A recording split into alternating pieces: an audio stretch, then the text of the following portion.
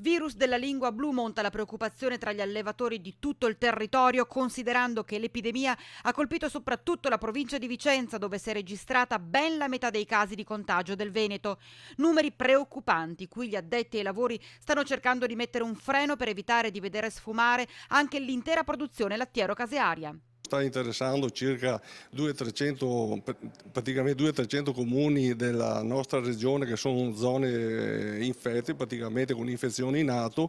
Nel caso specifico i nostri comuni sono soggetti a queste sono zone di restrizione per questa malattia, e questo comporta anche delle misure straordinarie di polizia veterinaria onde a far fronte alla malattia e controllarla, insomma. Il virus viene trasmesso da animale ad animale, ricordiamo che l'uomo non ha nulla da temere, attraverso la femmina di un moscerino che si nutre di sangue delle bestie. Gli ovocaprini sono più a rischio morte, mentre più lieve è la situazione per i bovini. Ad oggi sono già stati richiesti in emergenza 20.000 vaccini nella sola provincia di Vicenza. Per gli allevatori questo comporta una perdita non da poco.